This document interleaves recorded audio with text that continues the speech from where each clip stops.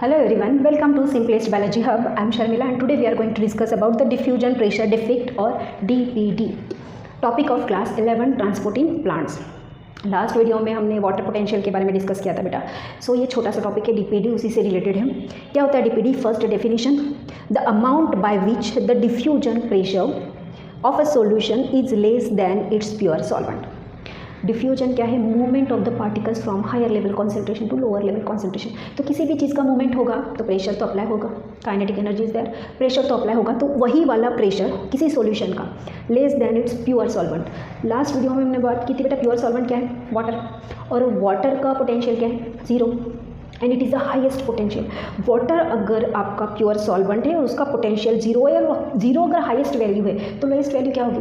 और उसके नीचे कुछ भी क्या होगा? कुछ भी सॉल्यूशन की जो पोटेंशियल वैल्यू होगी वो प्योर सॉल्वेंट से लेस ही होगी. ये भी हमने देखा था वाटर पोटेंशियल में.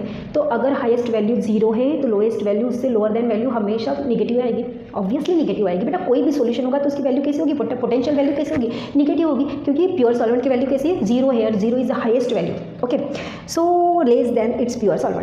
ओके, सो हमें पता है कि हमारे पास प्योर वाटर है और हमारे पास सॉल्यूशन है. सपोज प्योर वाटर को सॉल्यूशन को हमने सेमी परमिएबल मेम्ब्रेन से अलग किया.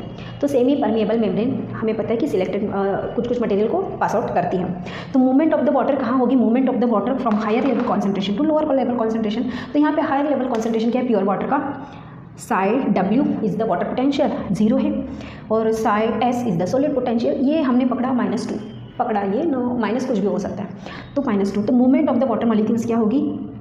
From higher level concentration to lower level concentration. अब यही वाला जो फंडा है मैंने सेल के साथ अप्लाई किया. तो ये मेरी प्लांट सेल है बेटा, ये 2 प्लांट सेल हैं. ओके, आसपास पड़ोसी सेल है, और ये पड़ोसी के बीच में एक ओपनिंग है. That opening we called plasmodesmata. That opening we called plasmodesmata. So ये जो सेल्स है इसके पास बहुत सारा वाटर है, बहुत सारा प्योर सॉल्वेंट है. तो इस सेल को हमने बोला टर्जिड सेल. टर्जिड सेल के पास टर्गर प्रेशर ज़्यादा होता है. टर्गर प्रेशर जानते हो ना क्या है बेटा? Pressure of the water inside the cell. Cell के अंदर वाटर का जो प्रेशर है that pressure we called the turgor pressure. और turgor pressure maintain the shape of the cell. और ये जो पड़ोसी है इसके पास वाटर का कॉन्सेंट्रेशन बहुत कम है. तो बेचारी ये फ्लैसिड सेल है, फ्लैसिड सेल है. तो क्या हो जाता है? डीपीडी, हमें यहाँ पे डिफ्यूजन प्रेशर डिफेक्ट निकालना है. तो ऑस्मोटिक पोटेंशियल जो ओपी से दर्शाते हैं, वाटर पोटेंशियल जो डब्ल्यूपी से दर्शाते हैं. मेरे पास 2 कंडीशन है, मेरे पास 2 सेल है, एक टर्जिड सेल है और एक फ्लैसिड सेल है. तो क्या होगा? इन टर्जिड सेल में सपोज आपका ऑस्मोटिक प्रेशर है बेटा 10 पास्कल, है ना? ऑस्मोटिक प्रेशर 10 पास्कल है, और वाटर पोटेंशियल कितना होगा? अब टर्जिड है तो अंदर भी बहुत सारा पानी है, तो जितना आउटर पोटेंशियल ऑस्मोटिक पोटेंशियल उतना इनर पोटेंशियल, तो ये भी 10 पास्कल होगा. तो इसका डीपीडी वैल्यू पुट करेंगे तो क्या आएगी? डीपीडी यस, ये आएगी 10 pascal plus 10 pascal is equal to 0. Turgid cell के अंदर वाटर की मूवमेंट होगी ही नहीं. जितनी अंदर जाएगा उतना बाहर निकलेगा, या तो अंदर जाएगा ही नहीं क्योंकि अंदर बहुत सारा पानी है. अब और पानी की जगह नहीं, ज़्यादा एंटर करेगा तो फट जाएगी सेल, है ना? या तो फिर जितना अंदर जाएगा उतना बाहर आ जाएगा. तो ऑस्मोटिक प्रेशर और वाटर पोटेंशियल कैसा हो जाएगा? सेम हो जाएगा. और सेम हो जाएगा तो क्या होगा? सॉरी निगेटिव है रे बेटा. तो क्या हो जाएगा? 0. अब दूसरी हमारी फ्लैसिड सेल है बेचारी, फ्लैसिड सेल है. अब उसके पास तो पानी के कॉन्सेंट्रेशन बहुत ही कम है. अब सपोज उसका ऑस्मोटिक प्रेशर है 10 पास्कल, जो बाहर की तरफ है, सेल के बाहर की तरफ, बाहर मतलब उसके पड़ोस के पास है 10 पास्कल, है ना? और WP है, वाटर पोटेंशियल है, बेचारा 0, कुछ भी नहीं उसके पास, नथिंग. मैंने तो यहाँ कम बना दिया, हमने तो कुछ भी नहीं कर दिया, इसने तो बोला कि कुछ भी नहीं है. चलो कुछ भी नहीं है, वाटर ही नहीं उसके पास.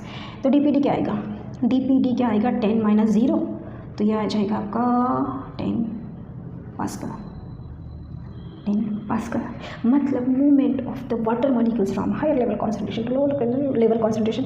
टर्जिड सेल को बेचारे को दया आ जाएगी फ्लैसिड सेल की. क्या बोलेगी? अरे रोती क्यों है? रो, इतना दुखी मत हो, मैं तुझे पानी पहुंचा देती हूँ थोड़ा सा, और तू भी थोड़ा सा शेप गेन कर ले, अच्छी से ताज़ा हो जा, और ये अपना वाटर का मूवमेंट यहाँ पे कर देगी. ओके, ये कर दिया टर्जिड सेल ने फ्लैसिड सेल की तरफ वाटर का मूवमेंट. और यही वाला तो देखना है हमें, short distance movement of the water में शॉर्ट डिस्टेंस, यहीं से यहीं तक तो जाना है वाटर को. तो क्या हो रहा है? Simple diffusion is there, but diffusion के अंदर क्या है? डिफ्यूजन के अंदर डीपीडी है, डिफ्यूजन प्रेशर डिफेक्ट, क्योंकि इसको अप्लाई करने के लिए, इसको पास आउट करने के लिए पुश कर रहा है, वाटर को पुश कर रहा है एक सेल से दूसरी जगह. तो कुछ ना कुछ प्रेशर तो अप्लाई होगा, पुशिंग प्रेशर तो अप्लाई होगा, and that pushing pressure we call the diffusion pressure defect. Okay, understand? छोटा सा टॉपिक है diffusion pressure defect. I hope understand to you. इसी टॉपिक को हमें एक और छोटे से टॉपिक के साथ कंटिन्यू करते हैं, क्योंकि बहुत ही छोटा है और दूसरा मैं वीडियो बनाऊंगी तो वो भी बहुत छोटा हो जाएगा। एंड द छोटा सा टॉपिक इज़ विल्टिंग, दैट छोटा सा topic is wilting.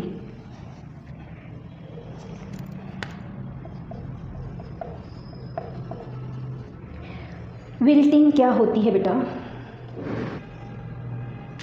Wilting is nothing but the loss of water, loss of water. तो लॉस ऑफ वाटर को हमने और एक टर्मिनोलॉजी यूज़ करी थी, किसकी वजह से लॉस ऑफ वाटर होगा प्लांट में? या तो ट्रांसपिरेशन की वजह से होगा या तो इवेपोरेशन की वजह से होगा, और उसी लॉस ऑफ वाटर को विल्टिंग कहा जाता है। तो किस एरिया में विल्टिंग हो रही है, किस वजह से विल्टिंग हो रही है, इसके बेसिस पे इसके 3 टाइप आते हैं बेटा।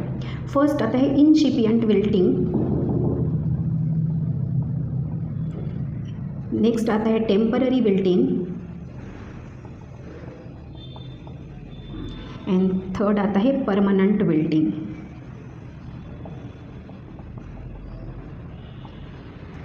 इंसिपिएंट wilting, temporary wilting and permanent wilting. Incipient wilting का एग्जांपल है प्लाज्मोलिसिस। अब प्लाज्मोलिसिस क्या है? एक सेल है, एक सेल के अंदर बहुत अच्छा टारगेट प्रेशर है और सेल बहुत ही अच्छी तरोताज़ा दिख रही है, बहुत ही बढ़िया मस्त शेप है सेल का। ओके, अब क्या हो गया? इवेपोरेशन हो गया, ट्रांसपिरेशन हो गया। तो यहाँ से जो सेल साइटोप्लाज्म में, हमें पता है कि सेल साइटोप्लाज्म में 90% ऑफ द वाटर प्रेजेंट रहता है। तो ये सेल साइटोप्लाज्म के अंदर का जो सेल था, पानी था बेटा, वो पानी सूख गया। अब सूख गया तो ये जो प्रोटोप्लाज्म है, protoplasm is nothing but the nucleoplasm plus cytoplasm, और उस प्रोटोप्लाज्म के अंदर एम्बेडेड है, क्या एम्बेडेड है? उसके अंदर सेल ऑर्गेनल्स एम्बेडेड है, प्लाज्मो क्या क्या है, mitochondria, Golgi body, endoplasmic reticulum, lysosome, plastids, mitochondria, ये सब है। तो ये क्या हो जाएंगे? ये सब एक सेल मास जो है, प्रोटोप्लाज्म एक ही जगह जाके सेल के वॉल के पास जाके जमा हो जाएगा, और सेल कैसे हो जाएगी? फ्लैसिड हो जाएगी। टर्गेट प्रेशर तो आउट हो गया, टर्जिडिटी खत्म हो गई, इवेपोरेशन ऑफ द वाटर हो गया, तो सेल कैसे होगी? प्लाज्मोलाइज्ड हो गई। इस सेल्स को हम बोलेंगे प्लाज्मोलाइज्ड सेल। ओके, इस सेल को हम बोलेंगे प्लाज्मोलाइज्ड सेल। सो ग्रेप्स से आपका किशमिश रेजिन जो बनता है, that is the plasmolysis, plasmolysed हो गया। अब हमने क्या करा? उस रेजिन को फिर से वाटर के अंदर डाला, तो एंडोऑस्मोसिस होगा। एंडोऑस्मोसिस होगा तो इनर टर्गेट प्रेशर और इंक्रीज हो जाएगा। तो पानी रिमूव किया, वाटर को रिमूव कर दिया तो प्लाज्मोलिसिस, और वाटर को ऐड कर दिया तो डी प्लाज्मोलिसिस, डी प्लाज्मोलिसिस।